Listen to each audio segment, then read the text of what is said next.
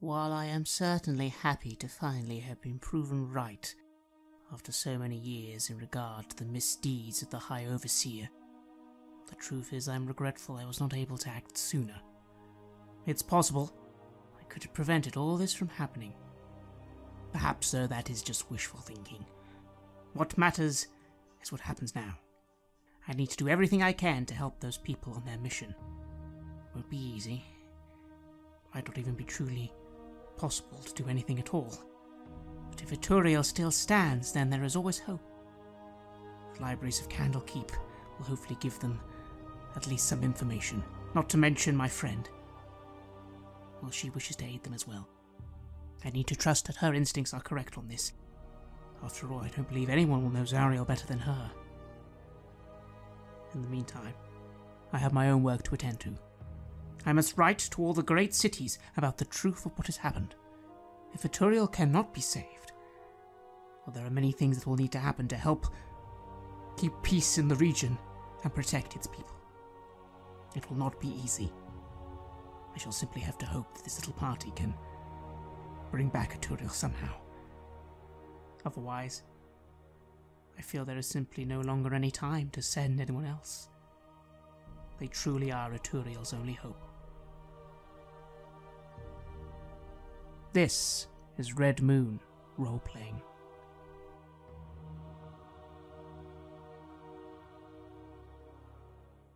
A few hours pass as all of you are welcome to stay in this arcane study and partake of the books and the knowledge on the walls that you find quite quickly give you much information on the realms of the infernal, devils, arcane powers.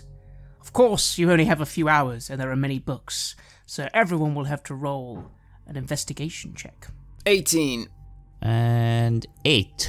I don't read too good. Royce, it's less that you don't read well, but more that you just find one book and you're just like, wait, planar travel, 9 hells, okay, Avernus is the first one. Apparently it's all very orderly. Interesting. Larissa and Lofar, you find a lot more information. A lot of it general. But each of you can ask something specific, and I will answer best I can. Lofar, what specific thing do you gain in these few hours? Then I wish to know as much as I can about the Blood War. The Blood War, the eternal war between devils and demons, waged, they say, since the very dawn of existence. Why is this war waged? Well, because devils and demons are polar opposites in ideology. Devils believe in order, law, tyranny, ruling in absolute power, and having everything have its place in this infernal hierarchy. Demons care about none of that. All demons care about is destruction, death, chaos and carnage. Demons wish to unmake everything. The only rulers of demons are the demons who are so proficient at destruction they become so powerful that they can order the other demons around. But any of these demons could be destroyed by another demon and the eternal cycle would continue. The infernal, the devils on the other hand, this is not the way at all. There is promotion, there is hierarchy, there is treachery and deceit and power plays, of course, but it all has to be under the guise of cunning plays, and none is better than, of course, Asmodeus, ruler of all devils.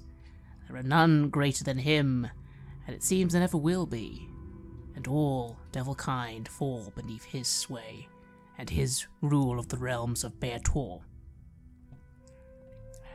The Blood War is fought constantly along the river Styx. This is because the river Styx runs through all infernal and demonic realms. The souls of the dead run through it, and it is in Baldur they are collected. But it does go to the Abyss as well. The Abyss not being a place where a soul goes, but being just a pure maelstrom of evil, dark, chaotic energy. The issue, of course, as the book tells you, is that the Blood War is taxing on devil kind, for when the demons invade hell, devils die, and devils who die in hell die forever, while demons are merely sent back to the abyss. This is why demons do not often fight in the abyss, for the rules will apply to them there as well. So the devils always apparently require manpower, always the drive for more souls, and that suits devils just fine, for they love nothing more than the souls of corrupted mortals, tempted for the souls of mortals as well as currency among their kind and symbols of power are also how devils are made. Every devil, beyond perhaps maybe Asmodeus himself, was once a soul. And that is what I read and what I learn.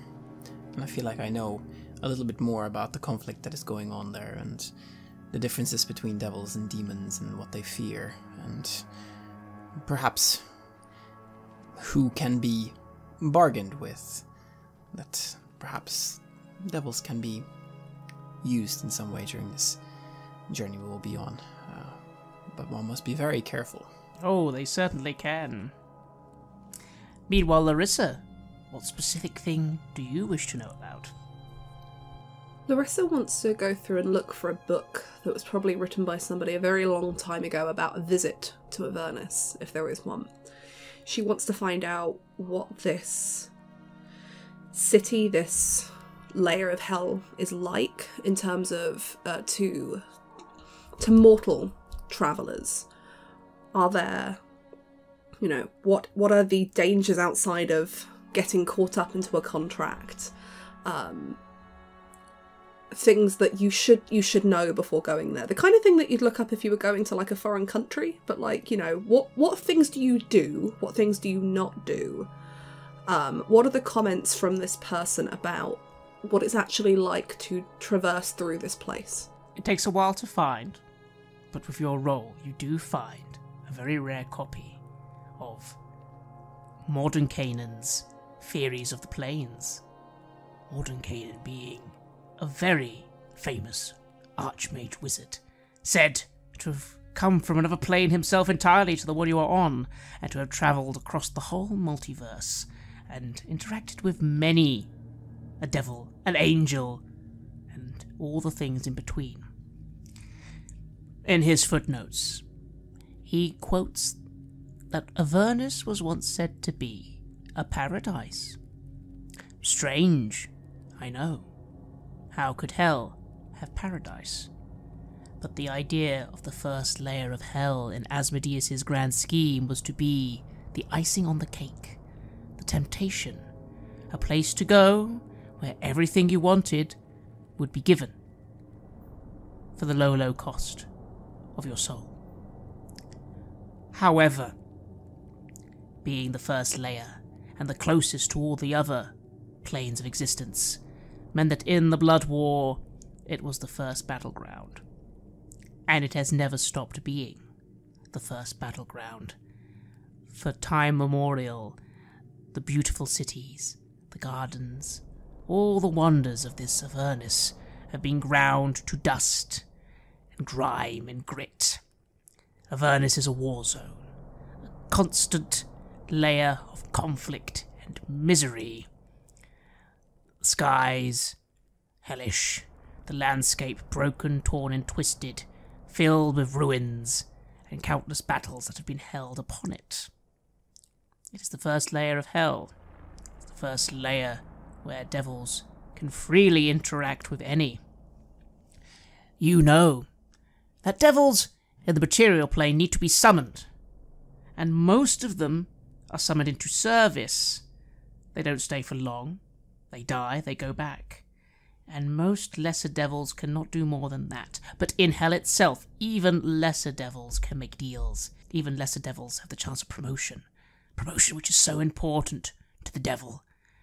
They literally change form, grow in power. Archdevils are the highest promoted devils there are, the rulers of hell, only answering to Asmodeus himself. Avernus is a war zone, and one must be prepared that there will be little to forage. There will be few, if any, places of safety. There are no true cities, there are no true areas in Avernus. It is an infinite stretch, stretching across the rest of the layers of hell.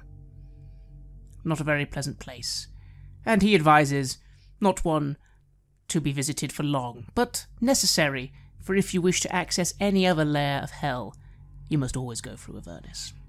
Larissa kind of notes all of this down in her mind and tries to cement this idea and reminding herself that she's not safe there. I guess there's a bit of her that hopes that perhaps she might be a little bit more safe than some people because of her heritage, but she has to remind herself not to let that overtake her, because I think to some degree she's a little bit scared of that infernal heritage. She knows how people react to her up here, and what in some cities it's better than others, but she is frowned upon because of how she looks. And she's already been told once by the Duke that she was blessed. And it could be very easy for her to fall into the thought that somehow that protects her, that her heritage protects her. She begins to wonder if perhaps it will draw more attention to Lothar and Royce because of her heritage, because she's covered in infernal tattoos that she doesn't entirely understand. And the fear of somebody down there trying to use that heritage against her as well.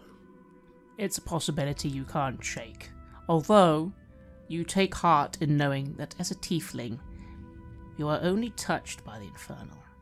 You are not, as some people would say, half-devil. That is a different creature entirely.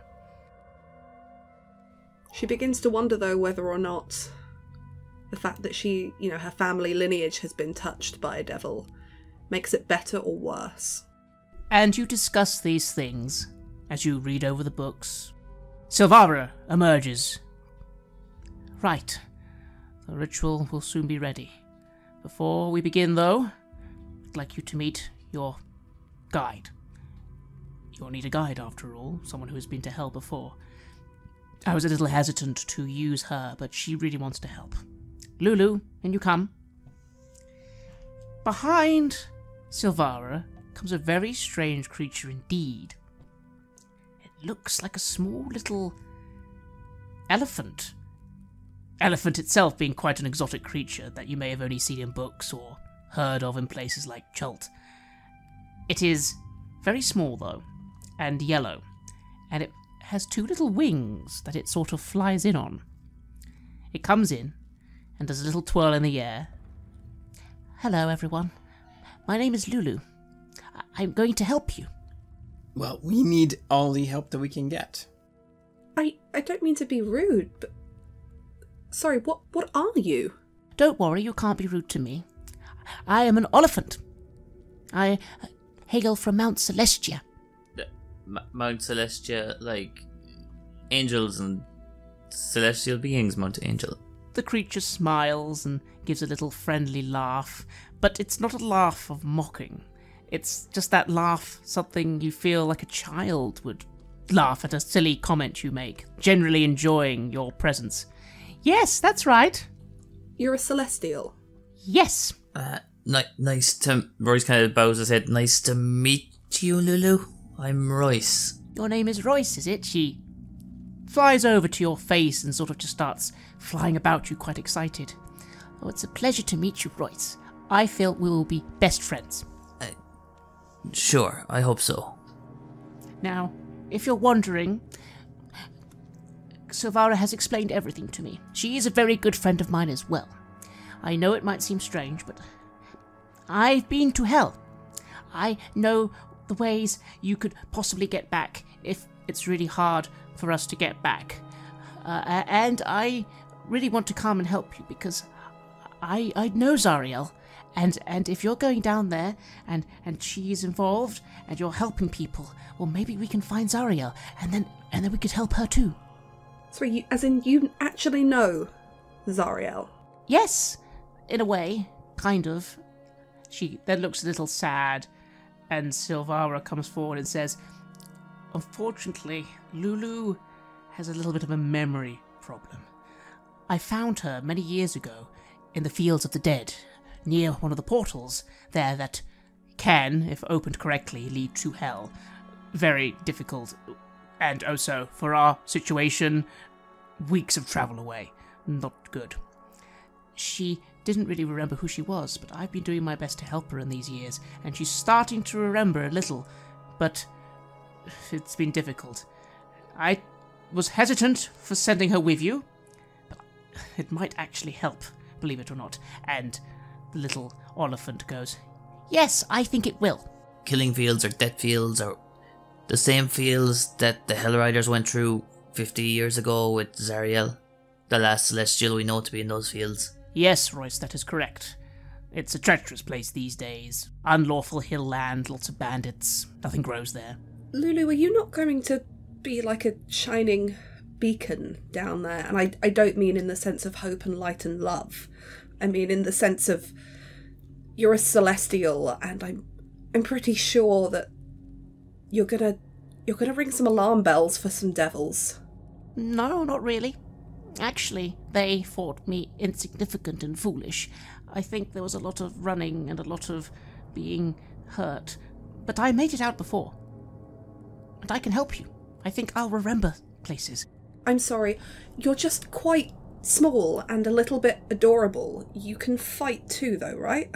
She kind of winces a little and goes, well, I don't really like fighting. And I can't really remember some of the things I could do. But you'll protect me. Yes, we will. It's kind of hard not to. You're quite... Larissa's a little bit taken aback. She quite likes cute-looking animals. And this is just... She's like, this is adorable, but this thing is... It's so small, and how can it... She's concerned. As you're thinking this, Lulu comes towards you and begins to fly around your head, much like she was doing Royce. Don't worry, I know you'll do your best. Besides, I'm pretty sure if I get badly hurt anyway, I just come back. I only really die in Celestia. No, well, that's reassuring. Maybe let's not try and test that theory. Oh, I'm very happy not to test that theory. Maybe you'll remember how to do some of the stuff you could do. That's what I'm hoping. And to be honest, as I've explained to Silvara, I really want to come. If you are going to see Zariel, then we might be able to save her. Yes, I think that may be one of the few ways to actually save everyone, right? Is if we could somehow save her. She's an angel.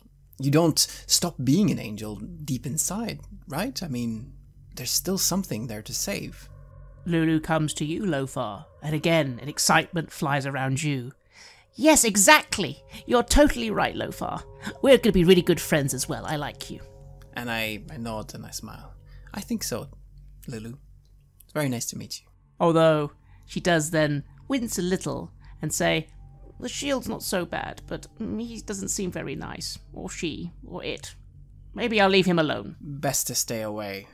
But all three of you, and you too, Rhea, I think will be good friends.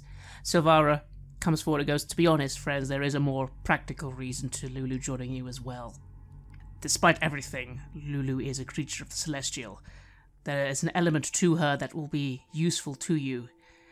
Hell can be trying. The greatest wizards, the greatest beings travel there only when they have to. It will try to bring you down. It will try to corrupt you. It will try to take your soul in any way it can. Subtly. It's not like you're going to be immediately accosted. But it will be trickier than that. And then sometimes, don't forget there will be demons there as well, and they will simply just try and eat you. Well, if I had to pick a side, it sounds like I would rather have a verbal sparring match with a devil than a demon. Very well, are you prepared? As prepared as we ever will be. Rhea comes forward, smiles at this creature, and says, yes, we are ready. Let's make away then. And Silvara begins to lead you away. Fisk, by the way, giving a final parting nod, saying, well, it was a pleasure working with all of you. Good luck. I'm afraid I have other places to be. But I do truly wish you success in your journey. Same to you, Fisk. Thank you for all your help, Fisk. On the contrary, I don't know if I could have done it without yours. Look after yourself. Maybe stay out of Baldur's Gate for a while.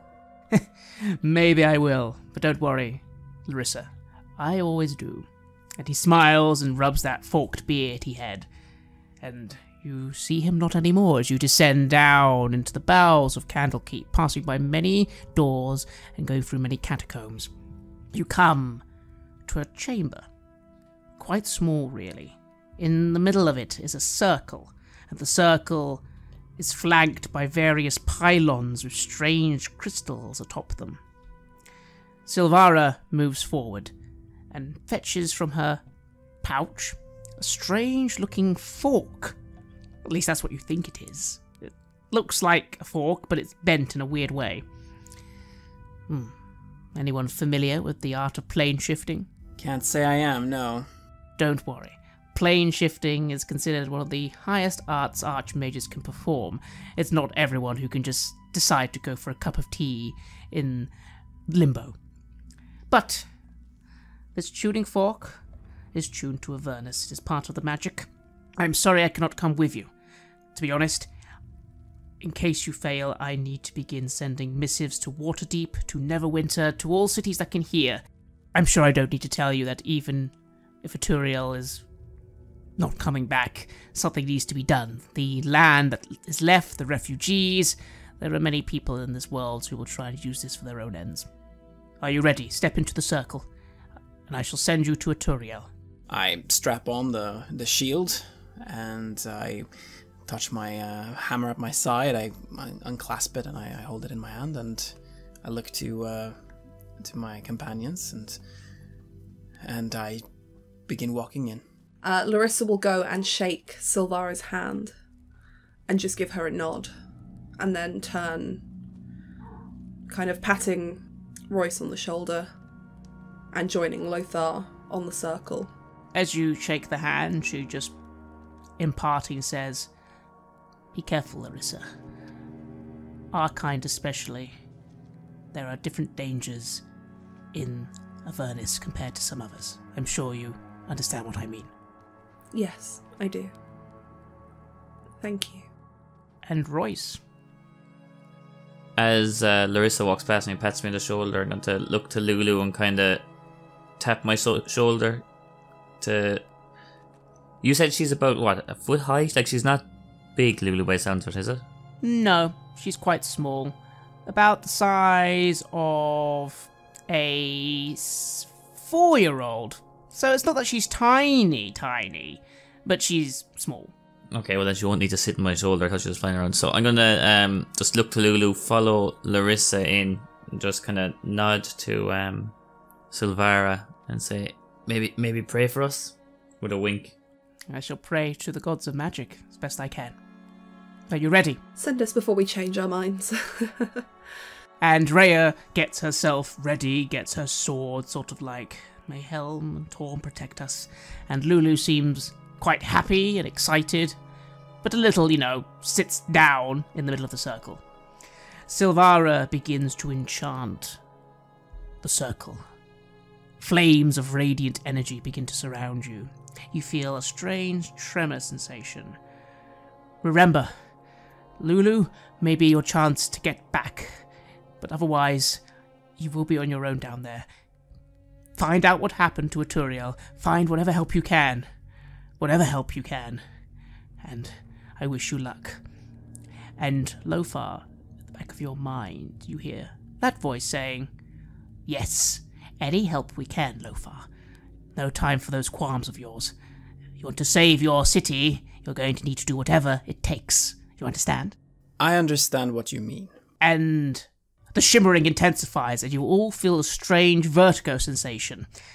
The world tilts upward, and then to the left slightly. And then, you are no longer in Candlekeep. You are met with immense pressure. You feel, all of you, as if you've been punched in the gut. This causes you to stagger a little. You are hot, intensely hot, and yet not quite hot enough. It's almost that heat you feel on a really hot summer's day. You're not in a furnace, but it's deeply uncomfortable. The air is tight and full of brimstone, sulphur, something burning. You open your eyes and you are surrounded by a building, or several buildings, you think, but there is rubble, there is chaos, there is noise, so much noise, screaming, growls, laughter, banging, a crackling of some kind. You stumble a little as you feel the ground ever so slightly shake beneath your feet for a few seconds, and then, most of all, you look up and see before you, in the sky, in front of a red void of nothingness, a giant hole. Is it a hole? No.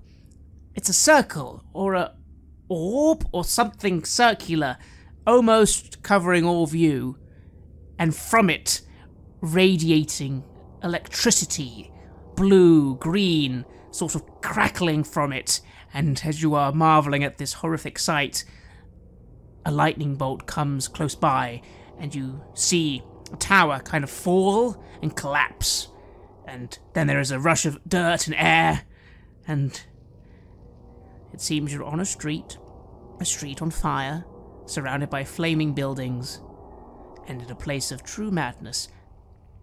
How are you feeling, everyone? I swallow hard, and I immediately begin doubting the decision that I have made. I felt so sure, but I wasn't prepared for this. But I hold the shield up, and this is the right way to go, right? You're sure of that? The shield does not respond. Larissa, how are you feeling? Larissa feels a little bit nauseous from the planular travel. It's not a thing she's ever done before, and disorientated in the arrival. And she's just looking around her at this quite literal hellscape.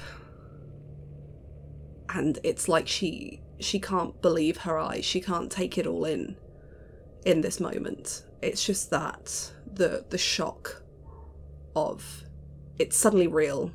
We're here. We were just talking about it before.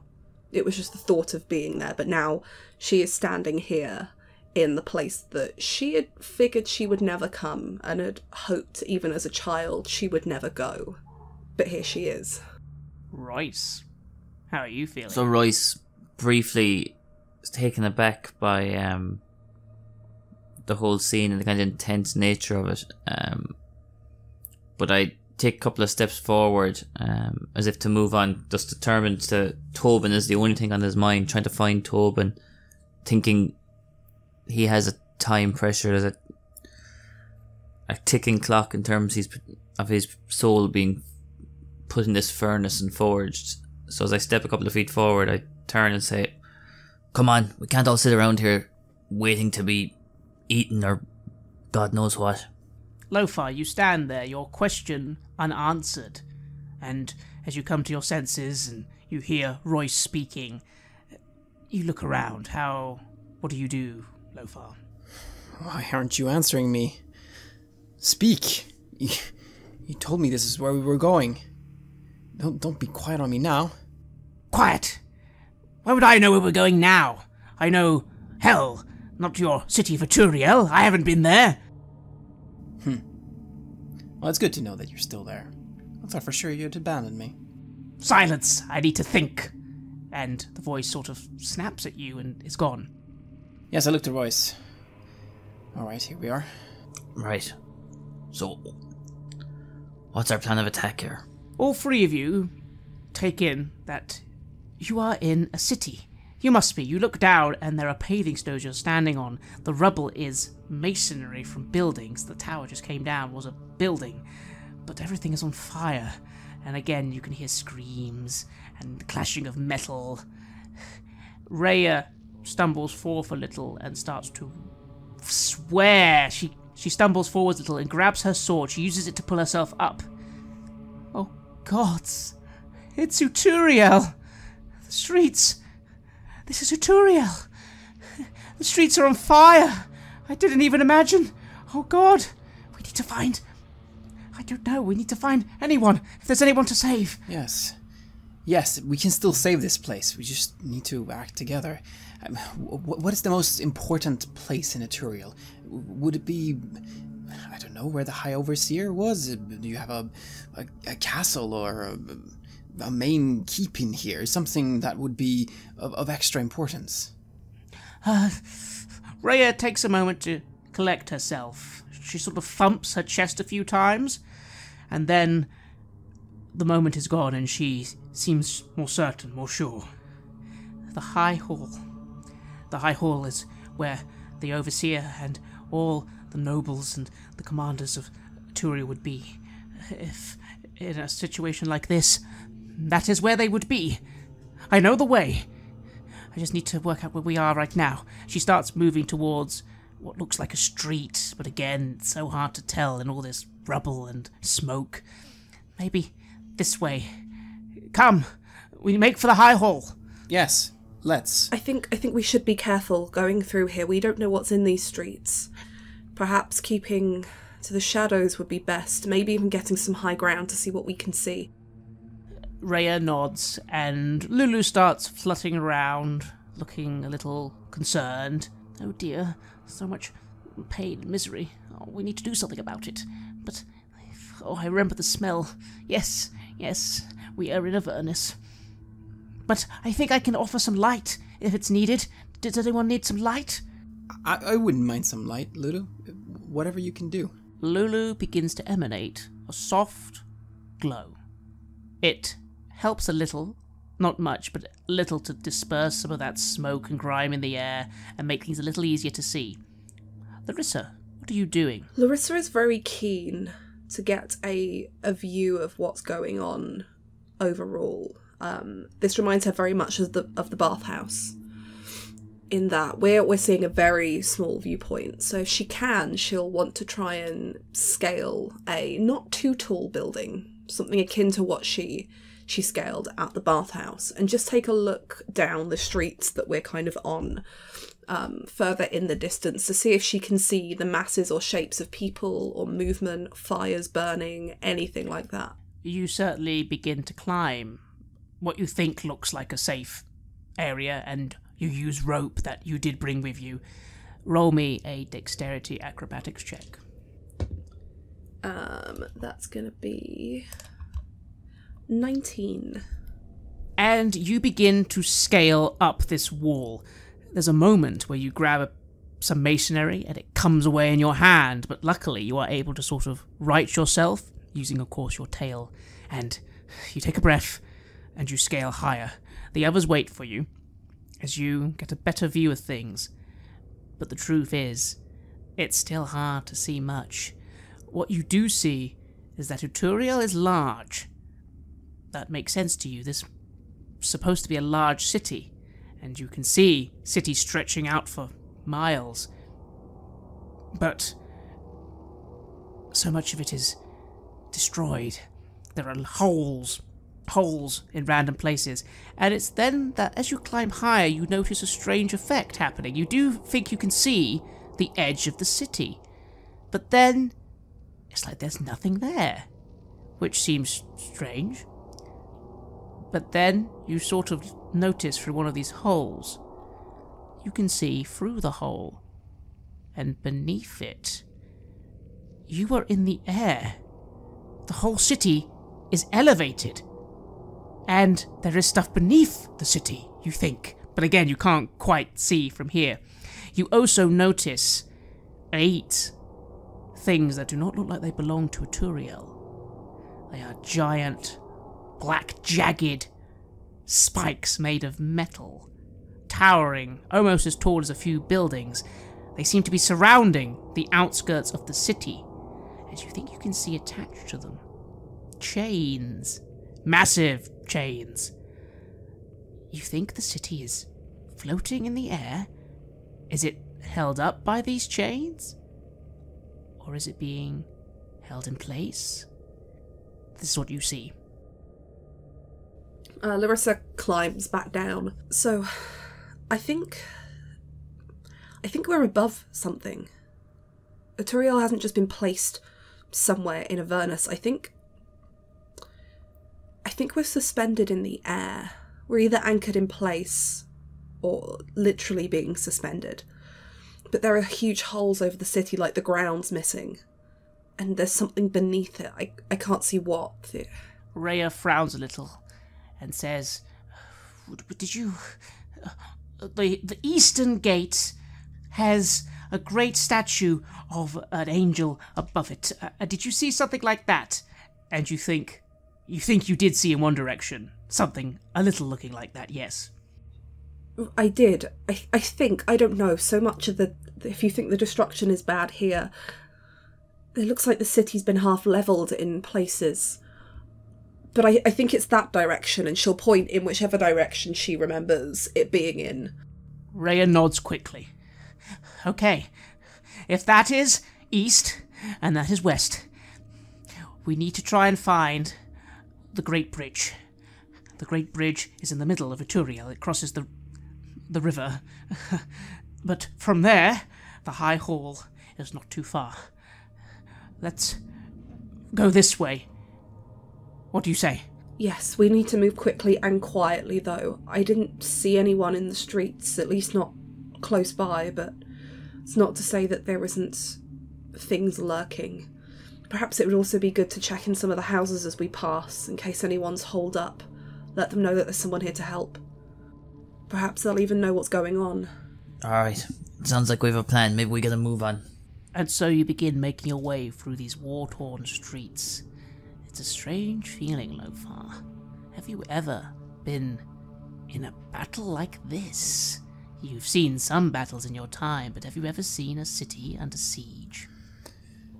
A city under siege? Well, we did lay siege to some places with the Flaming Fist, but not on this level, I wouldn't say. No, this is quite something different from what I'm used to.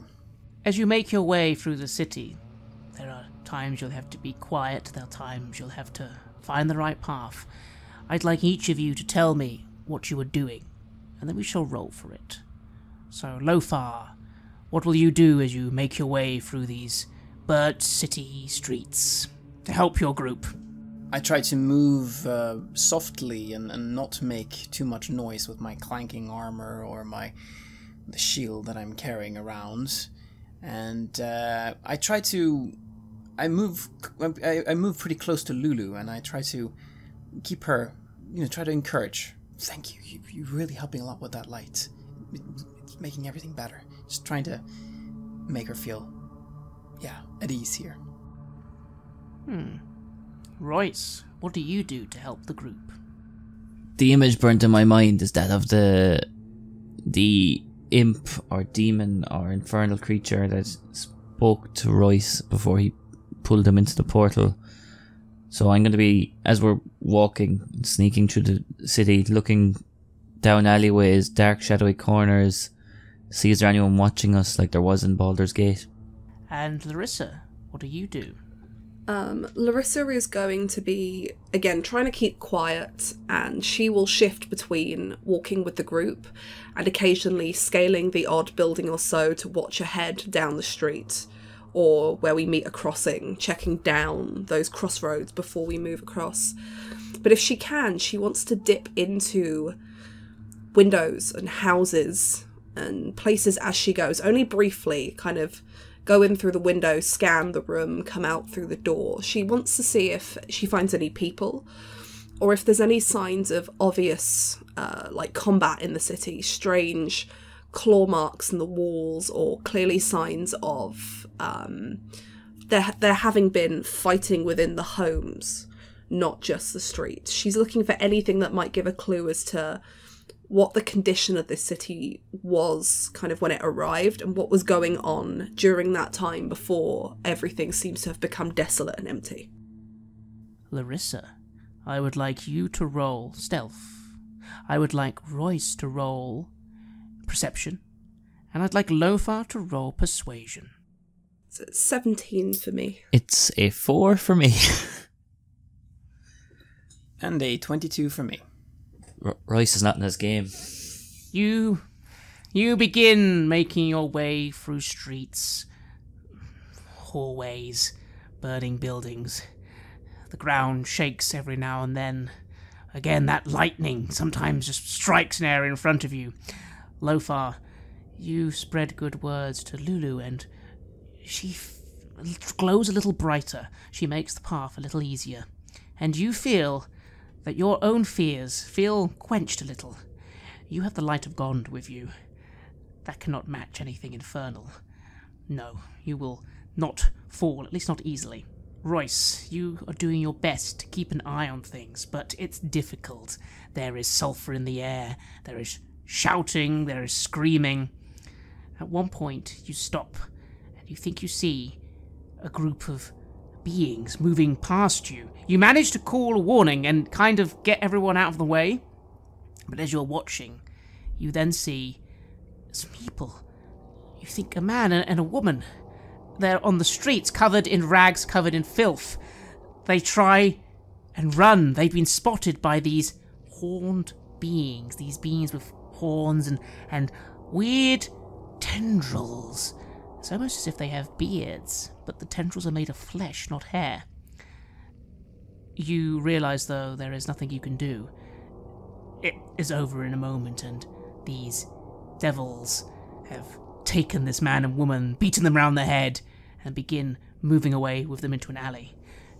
Maybe if you'd seen them a bit sooner, you could have helped, but the group assure you, come, we need to keep moving. Even Rhea agrees. We don't have time to chase after everything. There are so many, you see. Several other times you come across patrols of things that look like that. Sometimes there are things flying through the sky. One time, you swear, Royce, you see a whole 10 or 20 strange dog-like creatures rushing through a building, and there is some fighting happening inside. But again, Larissa manages to convince you that you can't stop. You need to keep going. Larissa, you are finding the way through a lot of this. With Rhea's help, though. Rhea does know the streets, but you can see the dangers. But again, at one point you think you see some people. You kind of go to them, and they are hesitant to speak to you. It's like a woman and a child huddled in a corner of a building, but you offer them a smile and tell them that you're going to the High Hall. Rhea comes and joins you, and they nod and say they'll follow, but they can't yet. There's too many outside. Apparently, for days, the few people who have not made it to the High Hall, because that apparently is where people are going. But many are still stuck in different parts of the city. These creatures, sometimes they attack them, sometimes they fight each other. This woman doesn't understand why. Larissa, you don't think you can convince them to come with you now, and you just nod and say, meet us at the High Hall, and move on. She'll leave them some... They would have bought, like, food provisions with them. She'll leave them some of that, especially because she's got a child with her. And all three of you, finally, after maybe an hour, maybe two, find suddenly a great opening comes before you. Over this opening is a bridge. Quite a large bridge. Statues flank it on either side, statues of holy beings and warriors with their fists held high. On the bridge are a number of devils. Clad in armour, these bearded beings seem to have a very strange armour. It's very black, very heated by fire, but skillfully woven across their forms. Lothar, you find that a little interesting, actually, because it occurs to you, most devils you've been shown pictures of in your teachings don't wear armour. Why would they need to? At least, most of the smaller devils. But then you remember what you learnt about death here being a little more permanent than in your realm, and maybe it pays to have more protection here, you feel.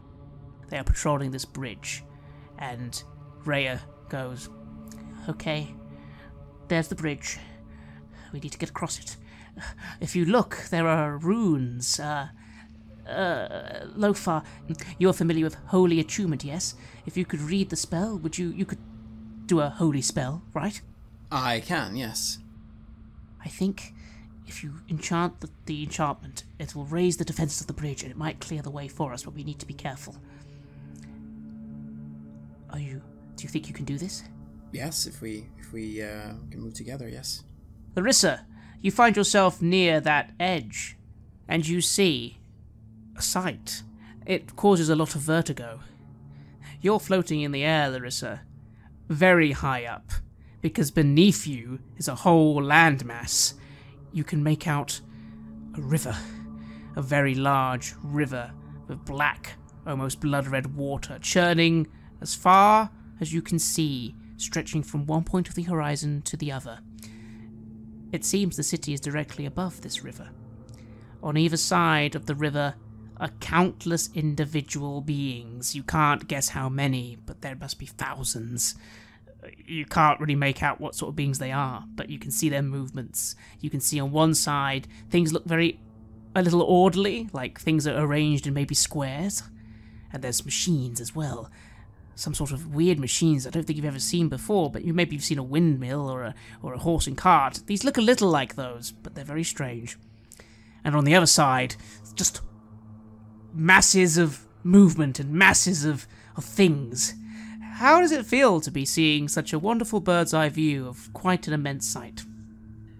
As Larissa kind of looks down, and again, it's that kind of the shock of, I imagine Lothar told her about what he'd read about the Blood Wars and the River Styx. And it's an image in your mind, and then she's actually seeing this. And this is all she can presume it to be, as everything, it kind of ticks all the boxes of what she's heard. And it's overwhelming. It's overwhelming to know that they're in a dangerous city right now, but it's nothing compared to what they're hanging over. And it leads her to many thoughts. What keeps the city up? What happens if we do what we're supposed to do? What happens if this city comes crashing down onto that battlefield below? Just, it feels like quite literally everything is dangling by a thread that could snap at any second. And she kind of has to eventually bring herself away from that edge and go back. And she tries to put on that same slight kind of joking smile that she normally has, but it's laced with fear as she turns to everyone and says, "I don't mean to alarm any of you, but I think I've just found the River Styx. It's right below us." We need to figure out how to get out of here and do it quick before anyone or anything notices us and takes this whole city down to get us. I agree. So, alright then. What should we do? Lothar, do you think you can get there quickly and read those runes? Yes. Yeah, I think I can do it. Lothar, what do you do?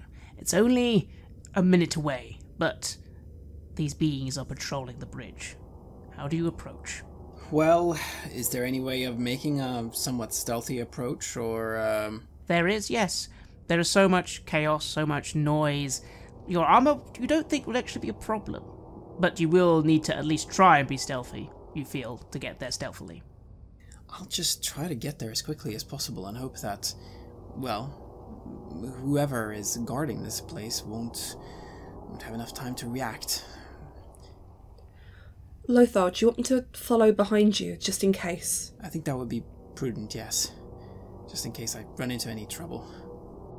Larissa will follow up behind, and she's basically got one hand on a short sword, and the other hand she's got ready and waiting in case she has to cast something. She's just gonna hang back somewhere in the shadows and just cover Lothar and keep an eye on the figures on the bridge.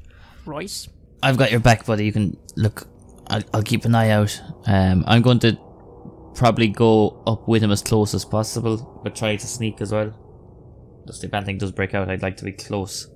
Well, we'll say that Royce, you get into a stealthy position and Larissa follows, but Lothar, you run for it. Roll me an athletics check. That is a dirty 20. Lothar, you burst forth quickly as you can. It's almost a little too quick. You kind of just run to that bridge and for a moment just put your hand on it, and then you just look down and you see the sight Larissa has seen, and you almost take a breath that you could have just hurtled straight into oblivion, but you've just stopped yourself. It's sort of like a moment of like, huh. Oh. And I immediately try to read these symbols, or try to, yes, do this thing I came here to do. Roll me a religion check. You, as you're reading, notice movement on the bridge. You've been seen, but you've got there very quickly. So make me that check. I roll 5. You begin reading, and you haven't actually seen this sort of thing before. But wait, no, you do recognize that. It's. You think you know what to say, but it's taken some time. Larissa, you've just come up behind Lothar, and you see 5 or 6 beings armed with long spears charging towards you at full speed. What do you do, Larissa? As it's really obvious that they've spotted us. Oh, yes. Larissa's going to try to call out in Infernal and see if she can just avoid this whole conflict. Because I think the less fighting we do, the better. What do you call out? She calls out in Infernal, "Halt, these ones are mine." Because she knows that there is an order, and there is also a sense of belonging as well when it comes to devils. The creatures charging forwards stop suddenly, and there is a moment of confusion. Lothar, the last word. You know it. You know this spell. 1 spell slot of channeling will activate this spell. What do you do? Then I shall do that. Then you spend a spell slot, and you intone these words. You're not quite certain of what they mean, Lothar, but you know they are words of Helm and Tyr and Torm that do something. And as you do so, you feel a sudden radiation of energy from you, and even though Gond feels far away, he is still here in some way, and he channels himself through you. The bridge is lit up by holy light. The creatures that were looking at you, Larissa, which did pause at your thing, you think they weren't expecting someone to speak to them infernal, have a moment of panic, and suddenly are vaporized. The entire bridge is alit with holy flame and holy electricity, and in seconds, it is cleared, and the buzzing fades, and Lothar, you feel a little tired, but you did it. Oh, thank you, Gond. I just want to check, that's not going to happen if I cross that bridge, is it? You did feel a little sting when the light came up, but as it fades, you feel better again. I think she does it more to kind of break the tension as we're all kind of standing there like, oh god, that was nearly really bad. Rhea runs forward and goes, well done, Lothar. Oh no, Larissa, don't worry, he'd have to say it again. It's the holy runes are there to protect against infernal beings. I guess this one's still working. Good, well done. Let's cross. The High Hall is close.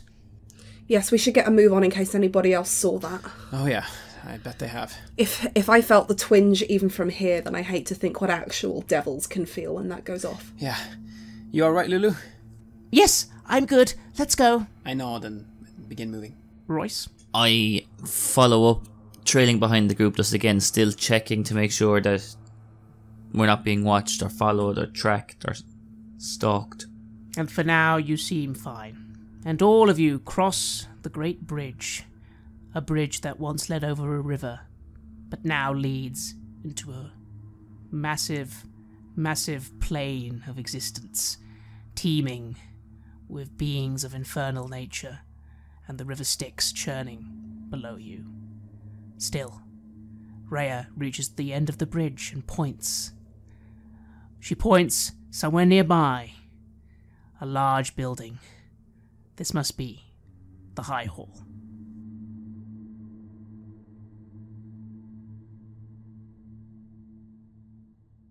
You have listened to an episode of Red Moon Roleplaying, where we play the campaign Baldur's Gate, Descent into Avernus for Dungeons & Dragons 5th edition. We were joined by Virginia Page, who is Tabletop Horde on Twitter, and Owen Fáilbhe from the How We Roll podcast. We would like to extend our thanks to our friends at Wizards of the Coast for all their support in getting us the material early, and for helping more people discover the show. The music was made by Halgrath, Aegis Sonus, Atrium Carceri and Herbst9, and was used with permission from their label Cryochamber. Check out their website at cryochamber.bandcamp.com or their YouTube channel for more moody, dark ambient. We also used the soundtrack for Baldur's Gate 1 and 2 by Michael Hoenig and to Planescape Torment by Mark Morgan, and permission for this was given by the awesome people at Beamdog. Check out the enhanced editions of those classic games for some of the best D&D adventures ever created. We would like to give a massive thanks to our champions of the Red Moon, Martin Heuschober and David, for their generous support. And we would of course also like to thank all of our other patrons. Without your support, the show would not be possible. If you want to support our work, please check us out on Patreon. You can get access to bonus campaigns for Cult Divinity Lost and Coriolis there, as well as get early and raw access to all of our recordings. You can also hear your name read on the show as a champion of the Red Moon, as well as play Cult with Hjalmar and Craig. Most importantly, this support is indeed what keeps the show going, so please do check us out there. Thank you again for listening, and see you soon again.